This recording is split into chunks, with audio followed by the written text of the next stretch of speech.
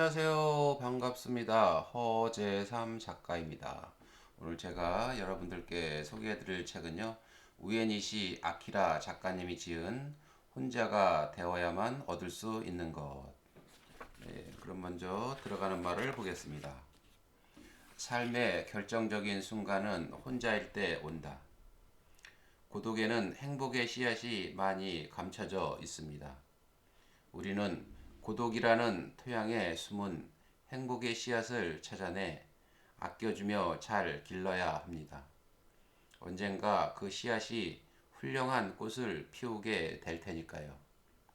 여기서 말하는 꽃이란 자아 실현, 즉 잠재된 자아의 본질을 실현한다는 뜻으로 자신의 꿈이나 소원을 이루는 것을 말합니다.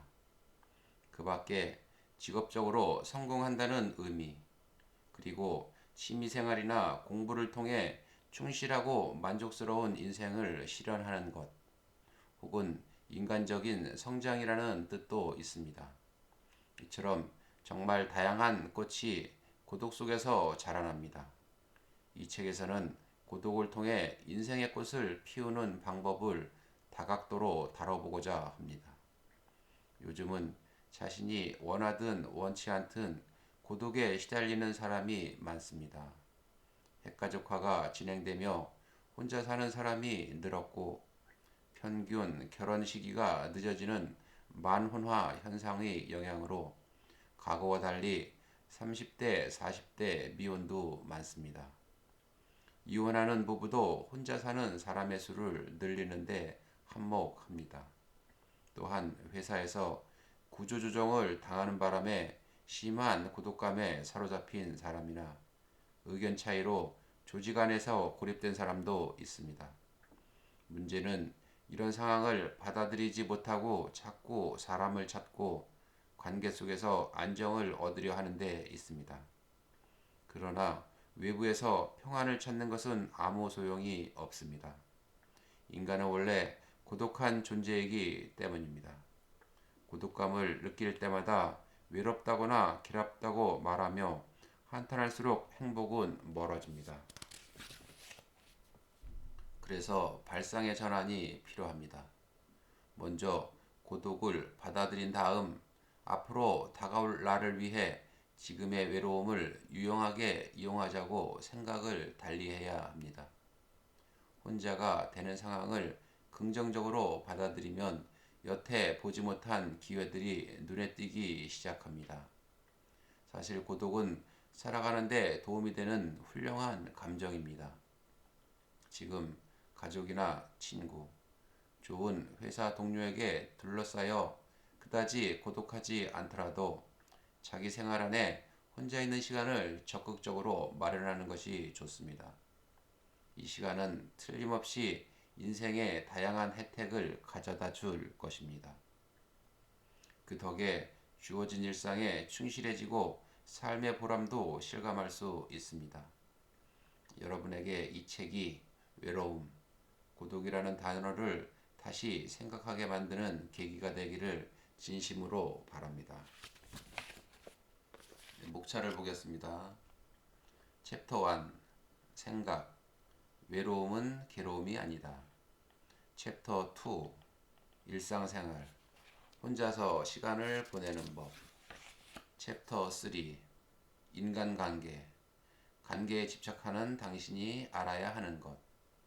챕터 4 일 아웃풋 확실하게 내는 업무의 시작. 챕터 5 자아실현 나는 외로움을 알고 강해졌다. 네, 그럼 본문으로 한번 들어가 보겠습니다. 혼자는 곧 자유다. 나는 고독하다. 나는 자유롭다. 나는 나 자신의 주인이다. 독일의 철학자 칸트가 한 말입니다. 이 말은 홀로 고독하게 있을 때 인간은 어떤 제약도 받지 않고 마치 왕처럼 자유롭게 행동할 수 있음을 뜻합니다. 확실히 사람은 혼자일 때 자유롭습니다. 혼자 있으면 신경 써야 할 사람도 그렇게 행동하면 안 돼 하고 참견하는 사람도 없습니다. 세상의 상식에 휘둘릴 일도 체면을 신경 쓸 필요도 없습니다. 고독의 특권은 진정한 자유를 준다는 데 있습니다. 그렇다면 자유가 오는 특권을 쓰지 않을 이유가 없지요. 이제부터 우리는 고독하게 혼자 있으며 충분한 자유를 누려야 합니다. 이는 인생을 행복하고 단단하게 만드는 아주 특별한 요령입니다. 흔히들 고독을 즐긴다고 말합니다. 이는 자유를 즐기라는 뜻이기도 합니다. 사람이 있는 그대로의 모습으로 자유롭게 행동할 시간을 확보하는 일이 매우 중요합니다. 이 시간은 자기 자신을 해방시키기 때문에 큰 행복을 가져다 줍니다. 우리에게 진정한 자유를 선물하는 것이 바로 혼자 있는 고독한 시간입니다. 누구나 혼자 있고 싶을 때가 있다. 심리학 용어 중에 적극적 고독이라는 말이 있습니다. 영어로는 solitude라고 합니다. 이는 자기 생활 안에 혼자가 되는 시간을 적극적으로 가지라는 뜻이자 고독이 가진 긍정적 측면을 적극적으로 인식하라는 메시지가 담겨 있습니다. 고독이라고 하면 일반적으로 외롭거나 괴로운 감정이라고 인식하는 사람이 많습니다. 물론 그런 부정적 측면도 분명 있지만 반대로 좋은 면도 많습니다. 바로 다음과 같은 것이지요. 마음이 편안해진다. 좋아하는 일을 할 수 있다. 눈치를 보지 않아도 된다. 어떤 일에 집중할 수 있다. 상황을 냉정하게 판단할 수 있다. 인생에 대해 깊게 생각할 수 있다. 숨은 재능을 찾을 수 있다. 나다움을 되찾을 수 있다. 창조적인 활동을 할 수 있다. 이처럼 고독에는 긍정적 측면도 분명 있습니다. 따라서 부정적으로만 볼 게 아니라 적극적으로 고독해지는 시간을 마련해 생활 속에서 고독의 장점을 느끼고 활용해야 합니다. 고독한 시간을 유용하게 이용하는 것이 복잡한 현대사회를 행복하게 살아가는 방법 중 하나입니다.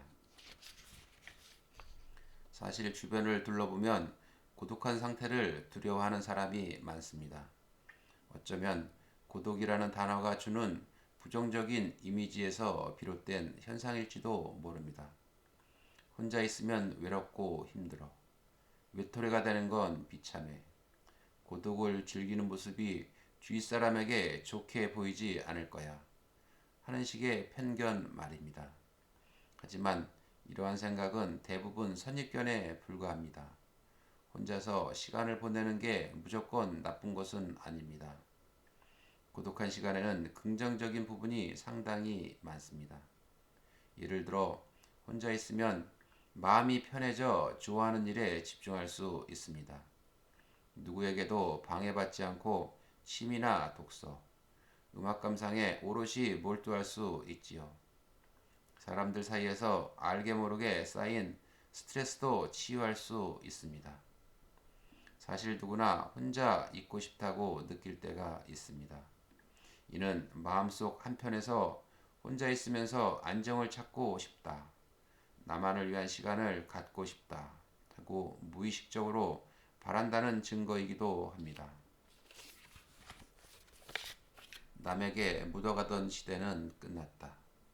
한때 일본에서는 빨간불도 다 같이 건너면 무섭지 않다라는 말이 유행한 적이 있습니다. 사람은 기본적으로 모두와 함께 행동하려는 경향이 강합니다. 누군가에 항상 같이 하려는 태도를 가진 사람의 성향을 아프이말이 잘 표현하고 있습니다. 일단 모두와 함께라면 설령 빨간 신호에 길을 건너는 위험한 일이어도 공포나 불안이 씻은 듯 사라지나 봅니다. 그래서인지 많은 사람이 회사뿐 아니라 일상에서도 단체로 행동하는 모습을 보입니다. 하지만 이제는 남과 함께 한다고 해서 안심할 수 있는 시대가 아닙니다. 많은 회사가 실적주의와 능력주의 시스템을 도입했습니다. 모두와 함께 행동하고 싶어도 본인의 실적을 내지 못하는 사람은 능력이 없는 사람으로 간주되어 회사에서 점점 밀려나고 결국에는 도태되고 맙니다. 회사가 아닌 다른 것도 마찬가지입니다. 스스로 삶의 방식을 돌아볼 필요가 있습니다. 결국 이제는 개인의 능력을 키우는 일이 중요합니다. 그러니 혼자 있는 시간을 아끼고 잘 활용하는 일이 더욱 요구됩니다. 혼자인 시간에 자신의 개성과 강점이 무엇인지 깊이 생각하고 능력을 갈고 닦으면 삶의 방식을 주체적으로 결정할 수 있으니까요. 한편 일본인은 일반적으로 서양인에 비해 혼자 행동하지 못하는 사람이 많습니다. 서양인은 개인주의적 성향이 짙어서 혼자 행동하는데 적극적입니다. 해마다 일본에 수많은 외국인 관광객이 방문하는데 혼자 여행하는 서양인을 쉽게 찾아볼 수 있죠. 그들은 혼자 있는 시간을 그다지 힘들어하지 않습니다. 오히려 즐기기까지 합니다. 아직도 일본인에게는 다른 가치보다도 협력을 중요하게 여기는 사고방식이 뿌리 깊게 박혀 있습니다. 혼자서 제멋대로 행동할 것이 아니라 모두 하나가 되어서 집단으로 똑같이 행동하는 것이 중요하다라는 사회적 통념이 여전합니다. 앞에서 언급한 빨간 불 이야기처럼 말이죠. 어차피 혼자 왔다 혼자 가는 인생인데 불교 경전 중 하나인 무량수경에는 다음과 같은 내용이 있습니다. 사람은 다양한 사람과 관계를 맺으며 살아가지만 결국은 혼자 태어나고 혼자 죽는다. 혼자 왔다가 혼자 가는 게 인생이다. 이 이야기는 인간은 어차피 고독한 존재라는 사실을 깨닫게 합니다. 우리는 사랑할 사람이 있으면 좋겠어. 좋은 친구를 사귀고 싶어. 라는 바람을 갖고 살아갑니다. 물론 원하는 대로 좋은 배우자와 친구들에게 둘러싸여 행복하게 사는 사람도 있겠지요. 하지만 만남이 있으면 이별도 있습니다. 부부라면 어떤 사정 때문에 배우자와 갈라설 수 있고 사별할 수도 있습니다. 아니, 친구와 싸우고 연락을 끊을 수도 있습니다. 혹은 이별의 충격 때문에 정신적으로 지쳐 삶의 의욕까지 잃는 사람도 있습니다. 그렇다면 차라리 처음부터 인간은 결국 혼자이며 고독한 존재임을 인식하는 편이 좋지 않을까요? 아무리 발버둥 쳐도 인간은 절대 고독에서 벗어날 수 없다고 마음속으로 명확하게 선을 그어 둡시다. 이렇게 생각하면 소중한 것을 잃거나 가까운 사람과 헤어져도 동요하지 않고 평상심을 유지할 수 있는 것입니다. 당장 만날 사람이 없어서 외롭다면 남편이 회사에서 지방으로 발령받는 바람에 낯선 도시로 이사를 간 주부가 있습니다. 그녀가 살게 된 마을에는 친구는커녕 아는 사람이 단 한 명도 없었습니다. 쓸쓸함에 매일 집에 틀어박혀 지내다 자신이 열중할 만한 일을 찾았습니다. 정원을 가꾸고 돌보는 일, 가드닝이었습니다. 원래도 가드닝을 좋아했지만 이사하기 전에는 자질구레하게 처리할 일이 많았고 사람들과의 친분을 유지하기 위해 밖으로 다니느라 좀처럼 시간이 나지 않아 본격적으로 시작하지 못했습니다. 이사한 뒤로는 취미에 집중할 시간이 충분해졌습니다. 그녀는 넘치는 시간을 가드닝에 쏟아서 아름다운 정원을 만들었습니다. 나중에는 정원이 유명해져서 잡지사에서 취재하러 오기도 하고 정원을 구경하려는 사람들의 발길도 끊임없이 이어졌다고 합니다. 가드닝을 시작한 이 주인공처럼 새로운 생활을 맞이한 곳에서 혼자인 시간을 즐기며 사는 사람이 있을 겁니다. 반면 적응하지 못하고 외로움에 시달리는 사람도 있겠지요. 명심할 점은 새로운 환경에서 느끼는 고독을 꼭 부정적으로 생각할 필요는 없다는 것입니다. 오히려 덕분에 좋아하는 일에 열중할 시간이 많아졌다고 긍정적으로 생각하면 되니까요. 이처럼 발상을 전환하면 고독에서 참된 가치를 찾을 수 있습니다. 근거 없는 비난을 마음에 담지 않는 법. 누군가의 말 한마디, 행동 하나로 상처를 받을 때가 있습니다. 한 남성은 아는 사람에게 자네는 눈을 씻고 찾아봐도 재능이라고는 도무지 보이지가 않고 적극적으로 행동할 용기조차 없는 인간이야 라는 말을 듣고 충격을 받아 고민하고 힘들어하던 때가 있었다고 합니다. 그런데 혼자서 깊이 생각하는 동안에 문득 깨달은 사실이 한 가지 있었습니다. 내가 일방적으로 안 좋은 소리를 들을 만큼 어떤 일에도 스스로 나서서 행동하지 않고 재능이라고는 눈꼽만큼도 없이 살아왔다고 할 수 있을까? 아무리 그래도 그렇게 말하는 건 분명 너무하다고 생각해 라고 말이지요. 이를 깨달았을 때 그의 마음은 위로를 받고 다시 긍정적으로 살겠다는 의욕이 생겨났다고 합니다. 세상에는 다양한 방법으로 남을 비난하는 사람이 있기 마련입니다. 그 중에는 기를 죽여야지, 상처를 줘야지 하는 악의를 가지고 전혀 근거 없는 말을 하며 일방적인 비난을 쏟아내는 사람도 있습니다. 이때 우리는 근거 없는 비난을 진지하게 받아들이는 바람에 마음이 상하곤 합니다. 그럴 때는 고독한 상황에 나를 맡기는 태도가 가장 현명합니다. 혼자인 시간을 통해서 사람은 자기 자신과 마주하고 진정한 자아를 발견합니다. 혼자인 가운데 조용히 자기 자신과 마주하면 나는 비난받을 사람이 아니라는 사실을 깨닫게 됩니다. 그러면 본인 안에 있는 다양한 장점을 발견할 수 있습니다. 내가 무엇을 잘하는지 생각해 보세요. 이것이 마음의 위안으로 이어집니다. 진정한 위안은 남이 아닌 내 안에서 피어납니다. 최고의 아이디어는 외로울 때 떠오른다. 미국의 발명왕으로 유명한 토마스 에디슨은 아래와 같은 말을 남겼습니다. 최고의 사고는 고독 안에서 이루어지고 최악의 사고는 혼란 가운데 발생한다. 에디슨은 축음기와 영사기 등 현대 엔터테인먼트 산업의 기반이 된 다양한 물건을 발명했습니다. 또한 백열전구 등을 만들므로써 전기 산업에도 지대한 공헌을 했습니다. 이외에도 다양한 발명을 했는데 그 수만 무려 1000가지 이상이라고 합니다.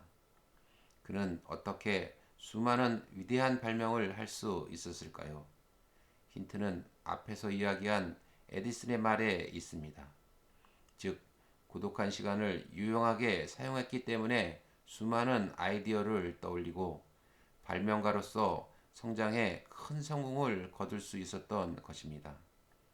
한편 그는 최악의 사고는 혼란 가운데 발생한다라고 말했습니다. 이 말 속의 혼란이란 많은 사람이 있어서 다소 복잡한 상태라고 할 수 있습니다. 사람들이 저마다 다양한 의견을 내놓는 소란스러운 자리에 있으면 자기 생각에 집중할 수 없어서 좋은 아이디어가 떠오르지 않는다는 뜻입니다. 그런 상황에서는 큰 성과를 낼 만한 획기적인 아이디어를 떠올릴 수 없고 개인적인 성장도 기대하기 어렵습니다. 좋은 아이디어를 떠올리려면 조용한 장소에서 고독에 흠뻑 빠지는 시간을 가져야 합니다. 그것이 자신을 크게 성장시키고 때로는 새로운 발명으로 이어집니다. 발명한 에디슨과 동시대를 살았던 사람 가운데 유명한 인물로 니콜라 테슬라도 있습니다. 네, 오늘 저는 여기까지 읽어드리고요. 다음 시간에 또 새로운 책을 갖고 여러분 찾아뵙도록 하겠습니다. 감사합니다.